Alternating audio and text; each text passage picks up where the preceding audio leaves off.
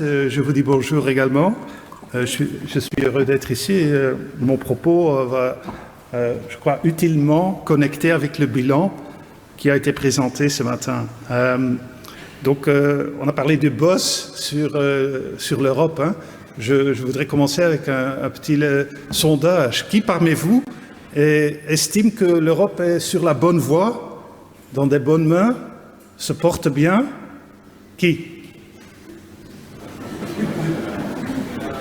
Pratiquement personne. Okay. Même 5 voix, plus ou moins. Hein. Je reviens de Berlin, où Ursula von der Leyen, la présidente de la Commission européenne, a été célébrée comme la politicienne de l'année. Quel est le contraste entre votre sentiment et la coordination de von der Leyen? Est-ce que les deux sont en conflit ou est-ce qu'en fait elles sont tous les deux correctes? Et je crois que c'est ça en fait la réalité en Europe. Moi je vais parler innovation à l'échelle politique, géopolitique et stratégique de l'Union. Pas à l'échelle de micro, mais à l'échelle macro. Il faut reconnaître que la difficulté, et c'est une difficulté presque émotionnelle pour l'Europe, c'est que le monde ne nous ressemble plus. On était plus ou moins le rôle modèle du monde. Avant le retour de conflits à l'échelle mondiale, c'était la paix, c'était la mondialisation, c'était l'internationalisation et le multilatéralisme. Et nous, on est les champions du monde là-dedans. Hein. En Europe, il n'y a personne ailleurs au monde qui va plus loin, qui est plus sophistiqué que l'Union européenne. Et donc, le basculement de l'histoire, pour nous, c'est assez existentiel. C'est ça un peu la psychologie, je crois, du négativisme. L'Europe doit faire face, premier changement, premier basculement, au retour de la guerre. Quand on dit, comparons l'Europe à la Russie, il n'y a pas de comparaison. Sauf, la Russie, ce n'est pas une démocratie. La Russie, ça peut se mobiliser dans une économie de guerre. 30% du budget public va à la guerre. La Russie peut se permettre pratiquement 1 million de victimes en Ukraine. Et Poutine, il s'en fiche. Hein. Et les gens viennent pour être recrutés. Alors que chez nous, c'est le contraire. Hein. Et ça, la confrontation un peu culturelle, si vous voulez, par rapport à l'état de l'Occident en général, mais l'Europe en tout cas, et la démocratie, que nos adversaires estiment décadente et donc très vulnérable. Le retour de la guerre pour l'Europe ensemble, l'Union européenne, est un double défi parce que la guerre est compliquée, c'est une guerre chaude, froide et hybride en même temps, c'est difficile à gérer et beaucoup des instruments pour adresser la guerre et donc sécuriser le continent ne sont pas européanisé, comme on l'a souligné, c'est fragmenté. Et donc l'innovation à l'échelle de l'Union européenne, c'est d'essayer de gérer, d'essayer de diriger ce qui n'est pas européen en fait en termes de compétences. Et là, on a vraiment, sur la Commission, c'est la raison pour laquelle von der Leyen a reçu ce prix, on essaie d'inventer pas mal d'instruments de financement.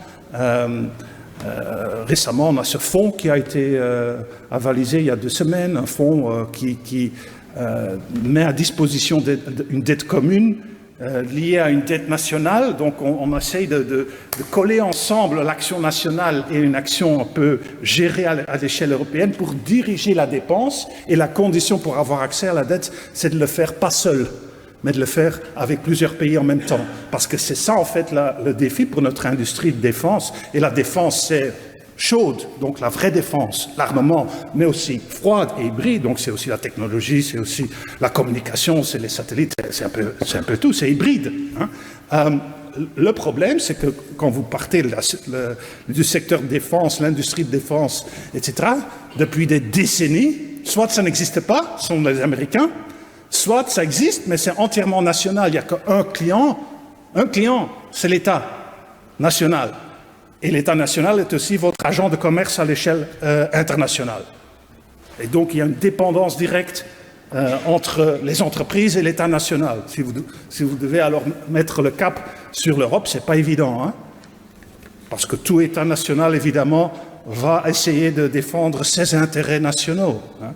Donc, difficile pour l'Europe, mais on essaye, et il faut espérer que le front restera stable. Deuxième grand changement, deuxième défi pour l'Europe, c'est qu'on s'est réalisé, encore une fois, la psychologie de l'Europe, qu'on est face à plusieurs adversaires stratégiques en même temps. Au-delà de la Russie, il y avait déjà la Chine, c'était assez ambivalent, la Chine, mais maintenant la Chine s'est clairement positionnée à côté de la Russie, vis-à-vis de l'Ukraine, donc il ne faut pas être naïf. Et puis les États-Unis après Trump, mais c'était déjà le cas avec Biden, on l'a mentionné, le retour du nationalisme économique aux États-Unis. Et la première présidence de Trump, c'était un peu pareil, mais maintenant c'est vraiment dans une phase de divorce transatlantique. Et donc pour nous, d'être stratégiquement seuls dans un monde qui est un monde qui nous présente vraiment des dangers existentiels, c'est quand même un choc. Et donc le choc qui a provoqué cette crise un peu pour l'Europe a fait avancer l'Union européenne dans différentes voies. C'est assez bureaucratique, c'est assez diplomatique, c'est pas très je dirais, médiatique, pas facile à communiquer et à exploiter démocratiquement, d'où le décalage entre les élections nationales et la politique européenne. Les élections nationales qui, davantage, sont sceptiques par rapport à l'Union européenne, alors que l'Union européenne n'a jamais avancé comme elle a avancé les dernières années. Et donc, quel a été... je signale un deuxième changement. Donc, le premier changement, c'est l'Europe de la défense, l'Europe de la sécurité, l'Europe qui veut mobiliser, diriger le réarmement et le réarmement au sens large. Deuxième, et c'était la première phase, la première commission von der Leyen, c'était d'utiliser un peu, je dirais, le résultat de la mondialisation. Vous le voyez sur le slide, le résultat de la mondialisation, des marchés intégrés, le numérique, les données, le commerce, etc. Et en fait, de l'utiliser comme un point de départ pour organiser la démondialisation à l'échelle européenne, d'organiser une protection à l'échelle européenne, et en fait, partiellement aussi, de militariser tout ce que vous voyez là. L'énergie a été militarisée par la Russie, nous avons militarisé les flux financiers, et donc utilisé les atouts économiques de l'intégration d'un marché pour en fait supporter une stratégie géopolitique et dans ce cas-ci une stratégie de guerre en fait. Et donc tout cela, ça s'est passé par l'Union européenne qui a donc construit une forteresse et qui a développé des atouts pour en fait attaquer la Russie et défendre l'Union européenne par rapport à d'autres attaques qu'elles soient économiques, financières, informationnelles, etc. Tout cela, c'est une panoplie de mesures qui ont été prises. Avant la guerre, c'était surtout avec une philosophie de se protéger contre la Chine, et maintenant c'est utilisé contre la Russie, et maintenant aussi contre les États-Unis potentiellement. Tout cela a été construit, c'est disponible, ça doit être utilisé. Ça, c'est en fait le défi. On a construit un arsenal de protection et de protectionnisme à l'européenne, et on a pu le faire parce que les atouts économiques, ça c'est européanisé, parce que le point de départ c'était un marché unique.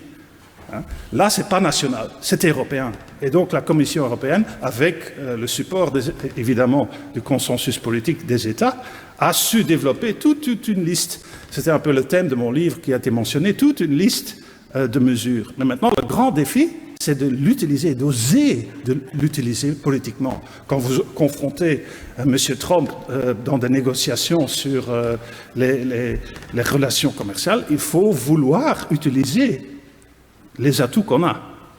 Ça, c'est un autre défi qui revient à la psychologie de l'Union. Mais c'est quand même assez fondamental parce que l'Union européenne était vraiment... Et la Commission européenne aussi, c'était la consécration de la mondialisation, c'était technocratique. C'était la gestion d'un marché pur et simple. Un marché qui se voulait sans frontières et qui voulait écarter l'influence des politiques de l'économie, écarter l'État, en fait, de l'économie et du marché, séparer l'État du marché. C'est la seule façon de créer un marché unique en Europe, sinon on a 27 États qui se mêlent partout. C'est le problème de la défense. D'où le défi de créer un marché de la défense à l'échelle européenne. Ici, on avait créé ce marché interne et on a réutilisé ça comme un atout géopolitique. Mais la conséquence de tout cela, c'est qu'on a réintroduit l'État dans l'économie. Et donc, en faisant tout ça, l'Union européenne, en fait, est devenue un peu l'État dirigeant de l'économie en Europe. Je vous invite, si vous ne l'avez pas encore fait, je ne sais pas le secteur de l'économie dans lequel vous êtes actif, hein, mais il n'y a pas un secteur important pour l'économie européenne aujourd'hui qui ne fait pas objet d'un planning centralisé à partir de Bruxelles qui a comme but soit de sécuriser, soit de rendre résilient par rapport au choc extérieur, les relations commerciales, les chaînes de valeur, soit de créer une capacité autonome stratégique made in Europe sur le continent, soit de développer des technologies qu'on n'a pas encore. Il n'y a pas un secteur critique qui ne fait pas objet de ce type de planning, qui est un planning un peu à la chinoise en fait. Je peux mentionner l'acier, la chimie, le biopharma, l'intelligence artificielle, les puces, la défense, je l'ai déjà mentionné, les batteries, les panneaux solaires. La liste est très longue. C'est un vrai catalogue. Ça, c'est la nouvelle phase, en fait. D'abord, le protectionnisme et maintenant le nationalisme à l'échelle européenne. Donc, on répond à la pression de l'extérieur et on fait la même chose. Ça, c'est ce que l'Europe est forcée de faire. Ça ne vient pas naturellement hein, chez nous. Et pour réaliser le coût, parce que là, c'est la vraie question, comme avec la première phase, comme avec le protectionnisme, est-ce qu'on va vraiment réaliser ça sur le terrain, en Europe, et vite, à l'échelle, à une échelle en fait? Ça, c'est la vraie question. Et comment est-ce qu'on va financer tout cela? C'est une vraie question. Et comment est-ce qu'on va faire? Vous vous souvenez sans doute du rapport Draghi, hein, l'ancien Premier ministre italien et président de la Banque centrale européenne, qui a produit un rapport, le rapport Draghi, qui en fait fait un peu dresse un peu cette stratégie et qui fait un calcul qui dit 800 milliards d'euros d'investissement par an. Par an, 800 milliards par an. Et je ne parle pas de la défense. On sait qu'il y aura un sommet à La Haye dans 2 semaines où on va apparemment décider qu'on mettra la norme à 5% du PIB, de 2% à 5% du PIB. Je ne perds pas de ça. Donc comment est-ce qu'on va payer ça en Europe? Il n'y a personne qui le sait en fait. Et l'Union européenne n'a pas les moyens, les budgets. Le budget de l'Union européenne, c'est 1% du PIB européen. Hein? 1%. Hein? Donc l'argent est national. Sauf à créer de la dette commune à l'échelle européenne, sauf à créer des revenus à l'échelle européenne, comme des droits douaniers ou une fiscalité à l'échelle européenne. Tout cela est politiquement très, très difficile en Europe. Donc on a tous les plans, on a tout le concept qui a été préparé par la Commission avec le support évidemment des États membres dans le Conseil des ministres et des chefs d'État, mais alors le réaliser sur le terrain, là, c'est la grande question pour l'Europe. Bruxelles peut faire du planning, mais Bruxelles n'est pas Washington ou Pékin. Ça, c'est un peu le constat. Donc ça, c'est notre défi, en fait, de battre les Américains, battre les Chinois, battre les Russes, en fait. C'est ça. Soit c'est la guerre, soit c'est la compétition un peu zéro-somme, comme on dit. Hein. Soit vous gagnez, nous gagnons. La mondialisation, tout le monde gagne. Est-ce qu'on doit réussir sur Paris? Je ne le sais pas. Il faut reconnaître la créativité politique qu'on a eue sous la pression extérieure, de vraiment basculer, je dirais, l'identité de l'Union européenne, qui était une identité de valeurs, une identité de communauté, une identité de paix, une identité de faire disparaître les frontières. Hein? Tout cela, ce qu'on appelait en anglais le soft power de l'Europe. Maintenant, c'est le hard power qui compte. Hein? C'est ça un peu le défi pour l'Europe, mais on essaye. Et pour vraiment que ça puisse fonctionner, il faut un leadership à l'échelle européenne et il faut un leadership à l'échelle nationale qui vont de pair. Je suis ici en France. Moi, j'ai beaucoup de respect pour la vision de votre président, qui donnent des discours de temps en temps, mais sur le terrain, la France va pour la France. Ça, c'est la réalité. Et on constate avec Merz, qui est maintenant le nouveau chancelier en Allemagne, qui dit « Ah, nous aussi, on a compris. Ça a basculé, on a compris. 600 milliards, on va investir dans la sécurité et la défense. » Il n'a pas dit « On va le faire à l'échelle européenne ensemble. » Non, en Allemagne. Ça, c'est le défi pour l'Europe. C'est le nationalisme au sein de l'Europe, en fait. Ça, c'est notre vrai challenge. Je vais plus ou moins terminer, mais j'ai quand même encore trois éléments à mentionner. Une autre innovation, qui en fait est une idée de Macron. Vous voyez là la cartographie européenne, qui est le bleu de l'Union européenne, mais ce n'est pas l'Union européenne, vous comprenez bien. Vous voyez ici la Turquie, ce n'est pas un État membre. Le Royaume-Uni n'est plus un État membre. Ici, vous avez la mer Caspique, on dit ça, ou Caspienne, voilà. C'est l'Azerbaïdjan, c'est pas vraiment européen, ça, à mon avis. Vous voyez ici l'Ukraine est entièrement rétablie avec la Crimée et tout ça, donc c'est peut-être un cauchemar pour Poutine ou un rêve européen, je ne sais pas, mais ça s'appelle la communauté politique européenne, qui a été créée pour reconnaître que dans le nouveau monde qu'on a, la première priorité, le premier rôle de l'Union européenne, c'est en fait de garantir la sécurité sur le continent et de garantir des frontières. Et pour cela, il faut nous décider où sont nos frontières. Et ça, c'était l'opposé du passé. Notre idée, c'est qu'il n'y a pas de frontières. C'était un peu, on verra bien. Maintenant, ça, c'est nos frontières. Vous les voyez? Les frontières de l'Europe. Et donc, la finalité de ça, ça existe un peu à part entière, en dehors de l'Union européenne, supportée par l'Union européenne. La finalité, c'est en fait d'avoir un atout pour attirer des pays comme de facto des pays membres d'une famille européenne, mais à des fins de sécurité et de protection. Donc, si vous suivez les infos, vous savez qu'il y a 2-3 semaines, von der Leyen a été à Londres, on a signé un pacte avec Starmer, qui était le premier pacte après le Brexit, c'est ça. Ça a été préparé dans ce contexte pour avoir un pacte de sécurité et de défense. Et le Royaume-Uni va pouvoir participer au pacte de défense et aux moyens de défense générés par l'Union européenne. Ça, c'est la nouvelle Union européenne. Donc, le Brexit, c'est en fait terminé. Mais on ne le sait pas. On ne l'a pas dit. On n'a pas voté. On l'a simplement fait.